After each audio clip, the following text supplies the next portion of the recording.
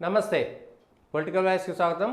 ఆంధ్రప్రదేశ్ రాష్ట్రంలో జగన్ రెడ్డి సర్కార్ ఉన్నంతకాలం జగన్ రెడ్డి ఇటు ప్రభుత్వ పాఠశాలలకు కానీ లేదంటే గ్రామ సచివాలయాలకు కానీ అంటే పంచాయతీ కార్యాలయాలు వాటికి పూర్తిగా వైఎస్ఆర్సీపీకి సంబంధించినటువంటి ఆ పార్టీ రంగులు వేస్తున్నారు. ఎక్కడైనా సరే చెట్లకు గవర్నమెంట్ వాటికి సంబంధించినటువంటి రంగులు వేయాలంటే వైఎస్ఆర్సీపీ జెండాను పోలినట్టుగా ఆ పార్టీ రంగులను పోలినట్టుగా రంగులు వేస్తున్నారనేటువంటి ఆరోపణ ఆ పార్టీ ప్రభుత్వం పైన జగన్ రెడ్డి సర్కారు పైన విపరీతంగా వచ్చింది. అయితే ఇప్పుడు అధికారంలోకి వచ్చినటువంటి చంద్రబాబు నాయుడు తీవ్రంగా విమర్శించారు. తెలుగుదేశం పార్టీ ఆ విధానాన్ని తీవ్రంగా విమర్శించారు. ఇది పద్ధతి కాదు.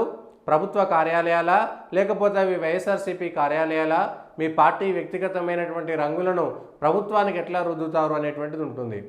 ఒరిజినల్గా గతంలో ఎక్కడ చూసినా ప్రభుత్వ కార్యాలయాలంటే తెల్ల రంగు సున్నం ఉండేది. ఆఫీస్ కలర్ అంటుండే, బ్లూ కలర్ ఒక డోర్లు ఉంటుండే, వాటిని ఆఫీస్ కలర్ అనే అంటుండే. అవే సహజంగా స్కూళ్ళకు కానీ ఆఫీస్లకు కానీ అవే రంగులు ఉంటుండే. లేదంటే ఏదైతే వుడ్ కలర్ ఉంటుందో ఆ వుడ్ కలర్కి సంబంధించినటువంటి ఆ కలర్సే ఉంటుండే. మిగిలిన ఎక్కడ కూడా ఏ ప్రభుత్వం ఉన్నా సరే అవి మారలేదు. కానీ విచిత్రమైనటువంటి పోకడలు వచ్చిన తర్వాత అవి మారడం స్టార్ట్ అయింది. వైఎస్ఆర్సీపీని ఎట్లయితే విమర్శించారో ఆ విమర్శించినటువంటి తెలుగుదేశం అధికారంలోకి వచ్చిన తర్వాత తప్పుని సరిదిద్ది కేవలం తెల్ల రంగులు లేదంటే ఆఫీస్ బ్లూ కలర్ మాత్రమే వేయాల్సినటువంటి దాంట్లో ఇగో ఇరుకుపాలెం పంచాయతీ కార్యాలయం, ముప్పాళ్ళ గ్రామ సచివాలయం, పల్నాడు జిల్లా ముప్పాళ్ళలోని గ్రామ సచివాలయానికి ఇరుకుపాలెంలోని గ్రామ పంచాయతీ కార్యాలయానికి టీడీపీ కార్యకర్తలు పసుపు రంగు వేశారు. ఆ గ్రామాల్లో పంచాయతీ నిధులతో నిర్మించిన మినరల్ వాటర్ ప్లాంట్లను పసుపు రంగులతో నింపారు. ఇంత జరుగుతున్నా పంచాయతీ సిబ్బంది అధికారులు కన్నెత్తి చూడకపోవడం, వాళ్ళు చూసినా చేసేదేం లేదు.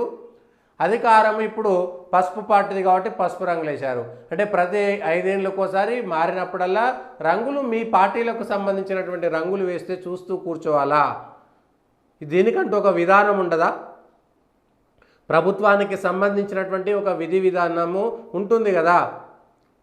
ఏ ప్రభుత్వం వచ్చినా సరే కేవలం ఆ రంగులు మాత్రమే ఉండాలి.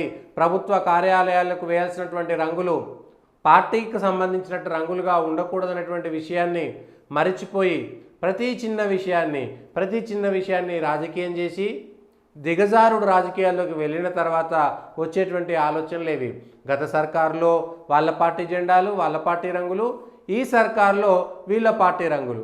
ఇది పార్టీలకు సంబంధించినటువంటి రంగుల విషయంలో, గ్రామ సచివాలయాలకు గ్రామాల్లో జరుగుతున్నటువంటి రంగుల విషయంలో వచ్చినటువంటి వార్త. ఇంకొకటి 300 మంది అనుచరులతో చంద్రగిరి ఎమ్మెల్యే శ్రీవారి దర్శనం. చంద్రగిరి ఎమ్మెల్యే పులివర్తి నాని గురువారం తిరుమల వెంకటేశ్వర స్వామిని దర్శించుకున్నారు. వీఐపీ విరామ సమయంలో పాల్గొన్న ఆయన తన కోసం ఎన్నికల్లో పనిచేసిన 300 మందికి పైగా అనుచరులకు శ్రీవారి బ్రేక్ దర్శన భాగ్యం కల్పించారు. దీనికోసం ఆయన ఉమ్మడి చిత్తూరు జిల్లాలోని పలువురు ఎమ్మెల్యేల సిఫార్సు లేఖలను వినియోగించుకున్నట్లు సమాచారం. దీనిపై టీడీటీ వర్గాల్లో చర్చ సాగుతున్నది. ఒకేసారి ఇంతమంది ఎమ్మెల్యేలు లేకపోయి నియోజకవర్గ అనుచరులకు బ్రేక్ దర్శనం ఎలా కేటాయిస్తారని ప్రశ్నిస్తున్నారు.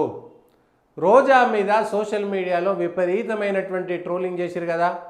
ఆమె ఏపీఐఏసీ చైర్మన్ హోదాలోనే ఒకే లెటర్ మీద 20 మందికి పైగా దర్శనాలు చేసిందని.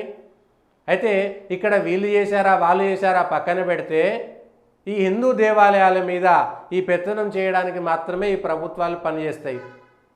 దీన్ని మార్చాల్సినటువంటి అవసరం ఉండడానికి గుర్తు చేయడానికి ఇదొక ఉదాహరణ. వైఎస్ఆర్సీపీని విమర్శించినటువంటి తెలుగుదేశం పార్టీల నాయకులు వైఎస్ఆర్సీపీని టీటీడీ పూర్తిగా నాశనం అయిపోయింది, తిరుమల తిరుపతి దేవస్థానాన్ని అపవిత్రం చేశారు, ఇష్టమున్నట్టుగా రాజకీయ వ్యవహారాలకు వాడుకున్నారని చెప్పినటువంటి తెలుగుదేశం పార్టీ ఎమ్మెల్యే చేసిన ఘనకార్యం ఏమిటి? మరి ఒకేసారి 300 మందికి వీఐపీ దర్శనం ఇప్పించుకోగలిగినటువంటి స్థానంలో ఉంటే అంటే ఇదేనా మీ పరిపాలనలో జరుగుతున్నది? ఇదేనా? ఇప్పటికైనా ఆంధ్ర, తెలంగాణ దేశంలో ఉన్నటువంటి హిందువులంతా వీళ్ళ కబంధ హస్తాల నుంచి, వీళ్ళు అంటే ప్రభుత్వ కబంధాల హస్తాల నుంచి దేవాలయాలను కాపాడుకోకపోతే వచ్చేటువంటి నష్టం ఏమిటంటే ఇదే.